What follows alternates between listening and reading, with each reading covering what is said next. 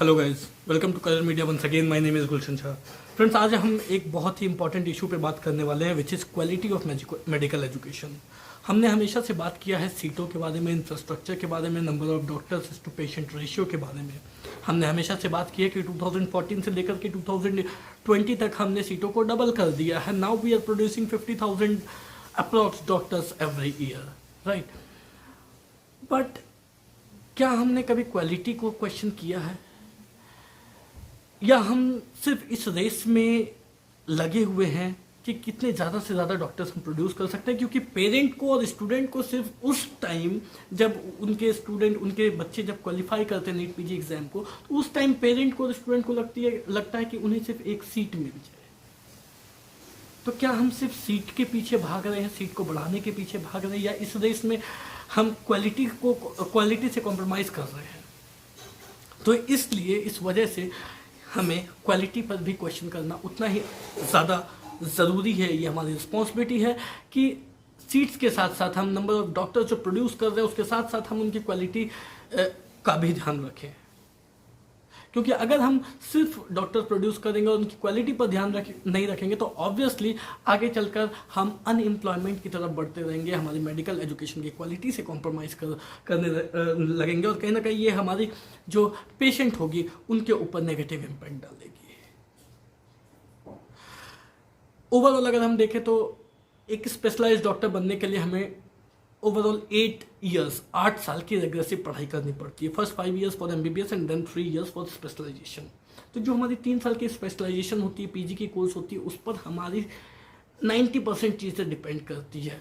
उसी 3 साल की ट्रेनिंग में ये चीज़ समझ में आती है कि हमने कितना सीखा, हमें कितना एक्सपोजर मिला, हमें कितना प्रैक्टिकल नॉलेज है, हम कितने कॉन्फिडेंट हैं, और हम अपनी नॉलेज को 3 साल की पढ़ाई खत्म करने के बाद जब रियल टाइम में आते हैं तो उसे किस तरीके से यूटिलाइज कर सकते हैं और क्वालिटी ट्रीटमेंट के लिए यूज़ कर सकते हैं, और उसका क्या इम्पैक्ट पड़ता है पेशेंट्स के ऊपर में या फिर ट्रीटमेंट के ऊपर में। सो ये चीज़ें जो है वो कम्प्लीटली डिपेंड करती है। अप्रॉक्सीमेटली 90% चीज़ें जो है वो हमारी स्पेशलाइजेशन पे डिपेंड करती है। 3 साल की जब हम पीजी की बात करते हैं तो पीजी में जो मोस्ट इंपॉर्टेंट चीज़ होती है स्टूडेंट के लिए, जब भी हम क्वालिटी की बात करते हैं तो quality is directly proportional to theoretical education, theoretical knowledge plus hands on. Theoretical knowledge हमें मिल जाती है, हम खुद से भी गेन कर सकते हैं, but what about hands on? Hands on जो है वो हमें इंस्टीट्यूट की तरफ से दी जाती है, या दी जानी चाहिए, या डीएनबी हॉस्पिटल्स की तरफ से दी जाती है, या दी जानी चाहिए। और अगर नहीं दी जाती है तो हैंड्स ऑन को लेकर के अभी तक क्या गाइडलाइंस बनाए गए हैं कि जब हम किसी भी डीएनबी हॉस्पिटल में डीएनबी कोर्स को स्टार्ट करते हैं तो क्या हम हैंड्स ऑन को लेकर के कोई गाइडलाइंस सेट करते हैं, या किसी भी इंस्टीट्यूट में एमडी एमएस डीएम एमसीएच की कोर्सेज स्टार्ट करते हैं तो क्या हमने कभी उसमें हैंड्स ऑन को लेकर के क्वेश्चन किया है कि आखिर मिनिमम रिक्वायरमेंट हैंड्स ऑन की कितनी रिक्वायरमेंट मिनिमम हैंड्स ऑन की होनी चाहिए? किसी कॉलेज में, किसी इंस्टीट्यूट में मिनिमम हैंड्स ऑन एक रेसिडेंट को कितनी मिलनी चाहिए? क्या इस पर हमने कभी क्वेश्चन किया? और पीजी कंप्लीटली डिपेंड करती है हैंड्स ऑन पे। हमने बात की है इस बारे में, हम जानते हैं इस बारे में, क्योंकि जब भी मैं 2020 की 2021 की जब भी मैं पीजी की काउंसलिंग में असिस्ट करता हूँ स्टूडेंट्स को, तो मेरे पास ये कॉमन क्वेश्चन आती है कि क्या सर हमें सीट जिस कॉलेज में मिल रही है उसमें हैंड्स ऑन मिलेगी या नहीं मिलेगी? क्योंकि आगे की लाइफ कंप्लीटली डिपेंड करती है हैंड्स ऑन के ऊपर में। जितना ज़्यादा हमें हैंड्स ऑन मिलता है उतनी ज़्यादा हमारी नॉलेज बढ़ती है, हमारे अंदर कॉन्फिडेंस बिल्ड होता है। तो क्या कभी हैंड्स ऑन को लेकर के हायर अथॉरिटीज, एनएमसी, एनबी से क्वेश्चन किया गया है? तो क्वालिटी को मेंटेन करने के लिए 3 क्वेश्चंस एनएमसी, एनबी या फिर मेडिकल हायर अथॉरिटीज से 3 क्वेश्चन पूछने बहुत ज़्यादा ज़रूरी है। पहला क्वेश्चन कि कितने number of minimum hands on students को मिलने चाहिए किसी भी इंस्टीट्यूट में या किसी भी डीएनबी के हॉस्पिटल में? अगर किसी इंस्टीट्यूट में या डीएनबी के हॉस्पिटल में हैंड्स ऑन नहीं मिलती है तो क्या उसे डी रिकॉग्नाइज नहीं करना चाहिए? क्या ऐसी कोई गाइडलाइंस है कि उसे डी रिकॉग्नाइज कर दी जाए? किसी भी कॉलेज की अप्रूवल को कंटिन्यूटी देने के लिए क्या कोई गाइडलाइंस है जिसमें कि रीसेंट रेसिडेंट से, रीसेंट ग्रेजुएट से कोई फीडबैक ली जाती हो। ये 3 क्वेश्चंस आरटीआई में पूछे गए और आरटीआई का जवाब आया नो।